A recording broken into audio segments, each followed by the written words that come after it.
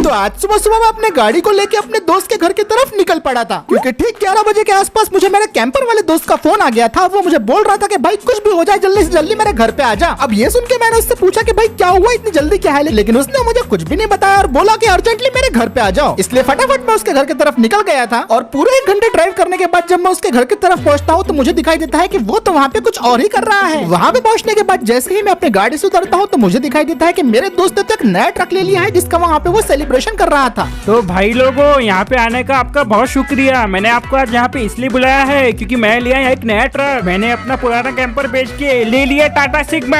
पूरे 42 टन का ट्रक है और इसे खरीदने के लिए पूरी 10 लाख की डाउन पेमेंट दे के आया हूँ। क्या बात है भाई, बोलेरो कैंपर है सीधा सिग्मा। अब मैं भी अपने कैंपर वाले दोस्त की तरफ पहुंच गया था और ये देख के मैं काफी ज्यादा खुश हो गया था कि उसने अपने लिए एक नया ट्रक खरीद लिया है। मैं उसे बोलने लगता हूँ कि भाई कांग्रेट्स, तूने तो कमाल कर दिया। तो वो मुझे बोलने लगता है, अरे शुक्रिया भाई शुक्रिया। तो ये वो काम था जिसके लिए तूने मुझे अर्जेंटली बुलाया था। हाँ भाई, वो कैंपर से मेरा मन भर गया था यार। और भाई तू जानता है वो तो छोटी गाड़ी थी, उसमें तो सामान भी नहीं बैठता था। अब मैंने एक बड़ी गाड़ी ले ली है तो बड़ा पैसा आएगा। तो ये सुन के मैं उसे बोलने लगता हूँ कि भाई तू फिक्र मत कर, काफी आगे जाने वाला है तू। तो फिर मुझे नई ट्रक की पार्टी कब मिलने वाली है भाई? अरे भाई, मैं तुझे पार्टी देने के लिए तो बुलाया है। अभी अपन जाएंगे जंगल, थोड़ा सा घूम लेंगे और थोड़ा फिर अरे भाई क्या हुआ, सब ठीक है ना? अरे भाई कुछ नहीं, थोड़ी सी खा। अरे भाई तू ठीक तो है ना? तो रात को थोड़ा सा मैंने खट्टा दही मैंने थोड़ा सा अचानक से मेरे दोस्त ने बहुत जोर जोर से खांसना शुरू कर दिया था।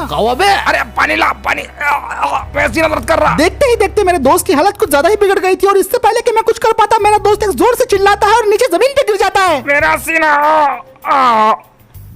ये देखते ही मैं फौरन उसकी तरफ भागता हूँ और मेरा दोस्त बेहोश हो गया था। तो मैंने फटाफट अपना फोन निकाला और एम्बुलेंस को कॉल कर दिया।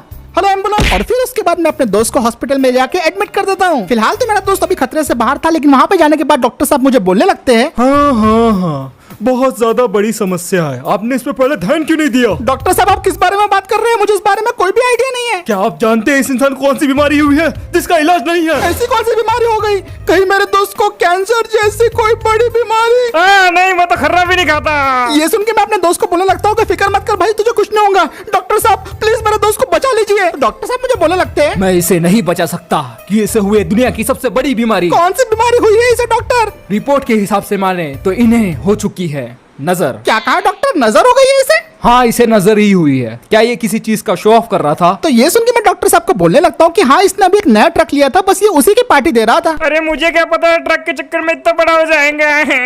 मैंने तो अपने ट्रक की अभी तक एक भी EMI नहीं भरी। अगर मैं जल्दी ठीक नहीं हुआ तो मैं इस महीने की EMI कैसे दूंगा? क्या मतलब EMI भाई? ट्रक तो तू आज लेके आया है ना? भाई मेरे ट्रक का नंबर प्लेट आज आया है। मुझे ट्रक लिए तो 25 दिन हो चुके हैं। तो इसका मतलब तुझे 5 दिन के अंदर EMI भरने पड़ेंगे ट्रक की? हाँ, 25,000 रूपए मुझे देने हैं 2 तारीख को। अगर मैंने 2 तारीख को 25,000 रूपए नहीं दिए ना तो वो मेरा ट्रक उठा के लेके चल जाएंगे।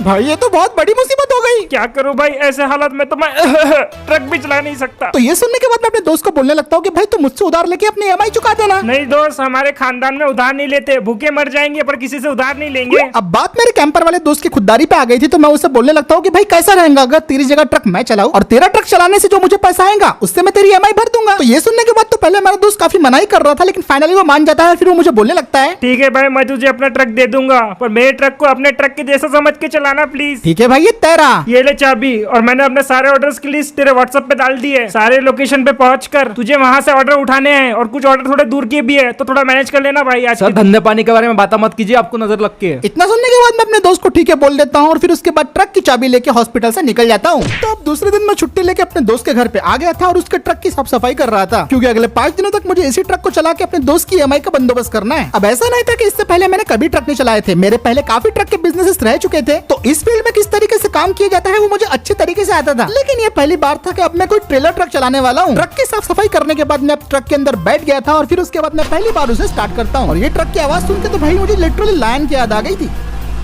और फिर उसके बाद मैं अपने दोस्त के घर से ट्रक को लेकर निकल पड़ता हूँ और बस कुछ इसी तरह मेरी लाइफ में day as a truck driver शुरू होता है। अब क्योंकि मैं काफी दिनों के बाद ट्रक चला रहा था, इसलिए मुझे काफी ज्यादा इसकी हाइट अजीब सी लग रही थी। जब सीट हाइट इतनी ऊंची हो तो आपको ऐसा लगता है कि आप सड़क के राजा हो। फिर ऐसे ही आधे घंटे ड्राइव करने के बाद मैं फाइनली पहुंच जाता हूँ अपने पहले ऑर्डर को पिकअप करने के लिए। डॉकयार्ड की तरफ से कुछ सामान आया हुआ था जिसे मुझे आधे घंटे के अंदर डिलीवर करना था। वहाँ पहुँचने के बाद सबसे पहले मैं ट्रक को साइड में लगाता हूँ और उसके बाद आहिस्ता आहिस्ता से अपने ट्रक को रिवर्स करता हूँ। आने दे आने दे आने दे और बाबू आंधे आंधे अलग गया, आवाज हो गया। ट्रेलर ट्रक से अटैच होने के बाद मैं ट्रक से उतर जाता हूँ और फिर उसके बाद सीधा स्टॉकयार्ड ओनर से पूछने लगता हूँ कि माल को कहाँ पे डिलीवर करना है। तो वो मुझे बोलने लगता है, इराई नदी नहीं है क्या? वहाँ पे एक बड़ी सी फैक्ट्री है, उसके पीछे एक खंडर है, तेरे को ये वहाँ वहीं पे पहुँचाने का। वैसे इसके एग्जैक्ट लोकेशन कहाँ मिलेंगी? अरे बाबू इराई नदी है ना, उसके पीछे बस। अच्छा ठीक है, मैं समझ गया। वैसे आपने मैप पे लोकेशन, शायद से आपने मैप पे लोकेशन भेज दिया। ठीक है, मैं पहुंचा दूंगा। और थोड़ा ट्रक स्लो लेके जाना, कांच का सामान है उसमें। आप फिक्र मत करिए, ये बोल के मैं वहां से निकल जाता हूँ और फिर उसके बाद मैं सीधा अपने ट्रक की तरफ जाता हूँ, ट्रक के अंदर बैठ जाता हूँ और उसे स्टार्ट कर देता हूँ। और फाइनली अपना पहला ऑर्डर डिलीवर करने के लिए मैं स्टॉक यार्ड से अपने ट्रक को लेकर निकल पड़ता हूँ। बस ये ट्रक चलाने में मेरा सबसे बड़ा चैलेंज ये रहेगा कि मुझे ट्रेलर को कोई भी नुकसान नहीं होने देना है, क्योंकि जितना अच्छे से मैं सामान पहुंचाऊंगा उतनी जल्दी मुझे बोनस भी मिलेंगे और पैसे भी मिलेंगे। फिलहाल तो मुझे इसकी आदत लगने में अभी काफी टाइम लगने वाला था, क्योंकि ट्रेलर ट्रक को कंट्रोल करना नॉर्मल ट्रक से काफी ज्यादा मुश्किल होता है। ट्रक तो हम एक तरफ मोड़ देते हैं, लेकिन ट्रेलर उतनी जल्दी नहीं मुड़ता, उसका वेट अलग होता है। ऐसे ट्रक्स को काफी ज्यादा बारीकी से कंट्रोल करना पड़ता है। और ऐसे ही संभल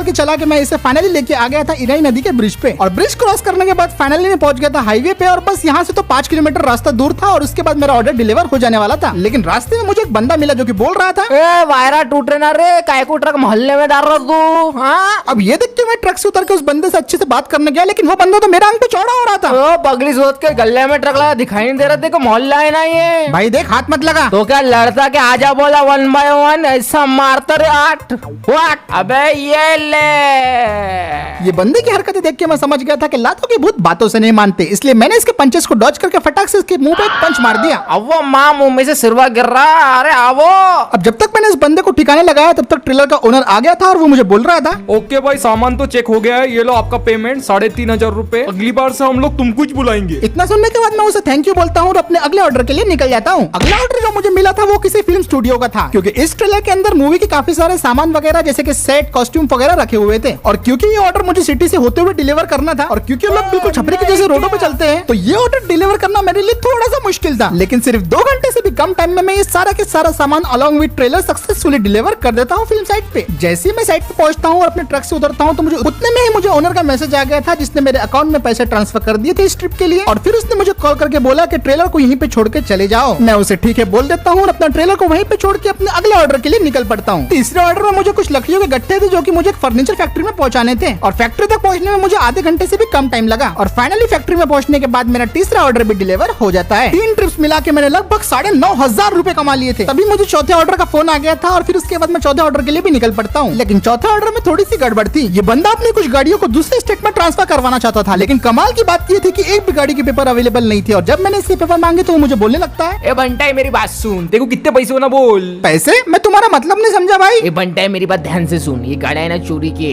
अपना थोड़ा सा जुगाड़ कर दे तू, लगे तो मैं तुझे ज्यादा पैसे देंगा, चाहे तो गाड़ी भी देंगा, क्या बोलता बोल। इतना सुनने के बाद मैं फौरन अपने ट्रक में बैठ गया था और ट्रक को ट्रेलर से डीअटैच करके मैं फौरन अपना ट्रक लेके वहाँ से भागने लगा। ए बंटा ऐसा मत करना यार, लगे तो मैं तुझे ज्यादा पैसे देगा। बंटा है रुक जा यार, ऐसा मत कर यार। ए बंटा है रुक जाना यार। ऐसे लोगों से तो मुझे हमेशा दूर ही रहना था, क्योंकि ये ट्रक मेरा नहीं था, मेरे दोस्त का था। और मैं चाहता था कि मेरे वजह से मेरे दोस्त पे कोई मुसीबत। अब आधा दिन गुजर चुका था और मेरे पास लगभग 12,000 रुपए जमा हो चुके थे। लेकिन सिर्फ आधा दिन ट्रक चलाने के बाद मुझे मालूम पड़ गया था कि ट्रक ड्राइवर्स की लाइफ कितनी ज्यादा मुश्किल होती है। इतनी ज्यादा थकान मुझे पहले कभी नहीं हुई थी, इसलिए मैं थोड़ा रिलैक्स करने के लिए बैठा था। लेकिन तभी एक बंदा मेरे पास आके मुझे बोलने लगता है, भाई क्या ये तुम्हारा ट्रक है? हाँ ये मेरा ही ट्रक है। क्यों, क्या हुआ भाई साहब? असल में मैंने अपना नया होटल खोला है, उसका फर्नीचर लेके आना है, क्या तुम लेके आ पाओगे? हाँ सर बिल्कुल हो जाएगा, क्यों नहीं, कब लाना है बताइए। भाई 2 घंटे में माल लेके जाना है, नागपुर से चंद्रपुर। क्या कहा, 2 घंटे में नागपुर से चंद्रपुर? ये थोड़ा। हाँ भाई, पर 6,500 रुपए दूंगा ना। ठीक है भाई, मैं समझ गया, लोकेशन भेजो जल्दी से। हाँ लोकेशन मैं तुम्हारे नंबर पे भेज दिया, अभी जल्दी निकलो फिलहाल। अब इतना सब बोल के वो बंदा वहाँ से चला गया था और फिर उसके बाद मैं भी अपने ट्रक में बैठ के वहाँ से निकल पड़ता हूँ अपने ऑर्डर को पिकअप करने के लिए। ये ट्रिप होने वाली थी नागपुर से चंद्रपुर की और मुझे बुट्टी बोरी से सामान को पिकअप करना था, इसलिए फटाफट मैंने वहाँ पे पहुंच के सबसे पहले ट्रेलर को पिकअप किया और फिर सामान पिकअप करने के बाद मैं बुट्टी बोरी के कच्चे रास्ते पे निकल पड़ा चंद्रपुर के लिए। ये रास्ता काफी ज्यादा उबड़ खाबड़ था, लेकिन इसकी वजह से मैं आधे घंटे पहले चंद्रपुर पहुंच गया था। और मुझे तो ऐसा लग रहा था कि मुझे जल्दी सामान पहुंचाने के लिए ओनर से बोनस मिल जाएगा, लेकिन हुआ बिल्कुल उसका उल्टा। जब उस ट्रेलर का ओनर आया वो मुझे बोलने लगता है, भाई यार थोड़ा आराम से ट्रक को लेके आना था ना, पूरे सामानों पे स्क्रैचर लग गए। लेकिन असल बात तो ये थी कि सामान पे कोई भी स्क्रैच नहीं लगा था, ये बंदा बस पैसे कम करने की कोशिश कर रहा अरे था। भाई ऐसा लाते के सामान, पूरे में सामान को स्क्रैच लग गया। और इतना बोल के उस बंदे ने 6,000 की जगह 5,500 ही पेमेंट की। अब इससे बहस करने का मुझे कोई शौक नहीं था, इसलिए मैं अपना ट्रक लेके वहाँ से अपने अगले ऑर्डर की तरफ निकल पड़ा। अरे बेटा, असल में मेरा एक ट्रक पहाड़ों पे फंस गया है। हम हमारा ट्रक तो वहाँ से बाद में निकाल ही लेंगे, पर हमें फिलहाल ट्रेलर की जरूरत है, है, क्या अब तुम उसे लेके आ पाओगे? वैसे पहाड़ों पे तो मैंने कभी ट्रक नहीं चलाया था, लेकिन फिर भी मैं अंकल की बात मान लेता हूँ और फिर मुझे अंकल बोलने लगते हैं, बेटा अगर तुम मेरे ट्रेलर को ला दोगे तो मैं तुम्हें 10,000 रुपए दूंगा।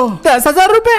ठीक है अंकल, ये काम हो जाएगा। और फिर उसके बाद मैं अपने ट्रक को लेके पहाड़ों पे निकल पड़ता हूँ। यहाँ पे तो ट्रक लिटरली बाउंस कर रहा था, लेकिन thanks to my driving skill मुझे यहाँ पे ट्रक चलाने में उतनी भी मुश्किल नहीं हो रही थी। और फिर फाइनली पहाड़ी के थोड़ा और आगे जाने के बाद मुझे वो ट्रक और ड्राइवर दिखाई दे देते हैं जिसके बारे में वो अंकल बात कर रहे थे। ए भाई रुक जा भाई, मैं यहाँ पे हूँ। आराम से, मेरा ट्रक खराब हो गया, कोई मेरी मदद करो। वहाँ पहुँचने के बाद मैं खराब ट्रक को सबसे पहले ट्रेलर से अलग करता हूँ और फिर उसके बाद बड़े आहिस्ता से मैं अपने ट्रक को उस ट्रेलर के अंदर अटैच कर देता हूँ और फिर उसके बाद मैं ट्रेलर को लेके यहाँ से निकल पड़ता हूँ। लेकिन अभी तो मेरा यहाँ पे चैलेंज शुरू हुआ था, क्योंकि इस ट्रेलर को मुझे पहाड़ी की दूसरी साइड में बिल्कुल ऊपर में लेके जाना था। और जहाँ तक मेरा ऑफ रोड एक्सपीरियंस था, ये बिल्कुल भी आसान नहीं होने वाला था। ए भाई थोड़ा संभल के चलाना, क्योंकि ट्रेलर के अंदर है लाखों का खजाना। लेकिन यहाँ पे संभाल के नहीं, काफी संभाल के चलाने की जरूरत थी, क्योंकि एक गलती और हमारा ट्रक सीधा खाई में गिर जाता। पहले ही ऐसी पहाड़ियों पे ट्रक को मोड़ना काफी ज्यादा मुश्किल होता है और ऊपर से इसके अंदर ट्रेलर अटैच था, तो मैंने किस तरीके से इस ट्रक को मोड़ा ये तो मैं ही जानता था। कई बार तो ट्रक के व्हील लिटरली हवा में हो रहे थे, ऊपर से रास्ते में अलग अलग तरीके के पत्थर भी थे।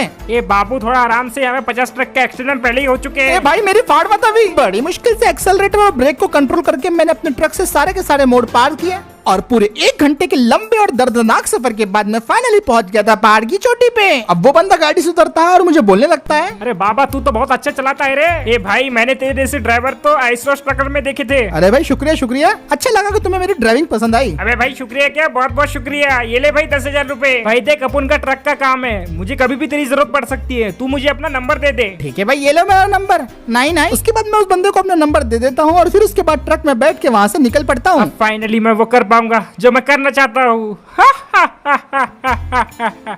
तो आज मेरा सारा काम हो गया था और डीजल का खर्चा अगर हटा दिया जाए तो मैंने लगभग 27,000 रुपीज कमा लिया था, जो कि मेरे दोस्त के ट्रक की EMI भरने के लिए काफी थे। तो अब इसलिए मैं अपने ट्रक को ड्राइव करके फाइनली अपने दोस्त के घर पे पहुंच जाता हूँ और फिर वहाँ पे मेरा दोस्त मुझे बोलने लगता है, भाई तेरा बहुत शुक्रिया। अरे भाई इसमें शुक्रिया की कोई बात नहीं है, अब मैं तेरा दोस्त तो मुझे इतनी मदद तो करनी चाहिए। भाई जितना मैं एक हफ्ते में कमाता हूँ तूने तो एक दिन में ही कमा लिए, पर कैसे भाई, मुझे भी इसका सीक्रेट बता दे। इसका सीक्रेट तो बस यही है भाई कि तुम्हें अपनी ड्राइविंग ठीक करनी पड़ेगी। एक बार तुम्हारी ड्राइविंग अच्छी हो गई तो लोग तुम्हारी स्किल्स को देख के तुम्हें खुद ही बुलाएंगे। बात तो सही है भाई, फिर भी तेरा भाई बहुत शुक्रिया। तो ये सुन के मैं अपने दोस्त को बोलता हूँ कि चलो भाई कोई बात नहीं, लेकिन मेरी पार्टी का क्या होगा? तूने नया ट्रक लिया है, उसकी पार्टी तो देते मुझे। ये सुन के मेरा दोस्त बोलने लगता है, नहीं भाई यार, हमने पार्टी वार्टी देना बंद कर दी है। वो क्या है ना, लोगों को आंखें होते नजर लगाते लोग, इसलिए मैंने पार्टी देना बंद कर दिया आज से। ये बात में तेरे पॉइंट है भाई, कोई बात नहीं, मैं फिर कभी तुझसे पार्टी ले लूंगा। चलो तब तक के लिए अपना ख्याल रख, मैं भी फिलहाल चलता हूँ। तो फिर बस फिर दोस्तों आज का वीडियो यही खत्म करते हैं। वीडियो पसंद आया तो वीडियो पे एक लाइक शेयर सब्सक्राइब जरूर कर देना और मैं मिलता हूँ आपसे अगले वीडियो में। चलो यार पैसे तो जम गए, एक बार जरा अपने ट्रक को देख लेता हूँ। ला ला ला ला ला ला ला ला ला ला ला। अरे ये मेरा ट्रक है या धूल की दुकान? अबे मूसा, ओ माय गॉड, उसने इस ट्रक को संडास बना दिया। मैंने उसे कहा था इस ट्रक को अपना ट्रक ही समझ, अपने घर का संडास नहीं। अब मुझे इसे फिर से धुलाना पड़ेगा। मेरा नया ट्रक है।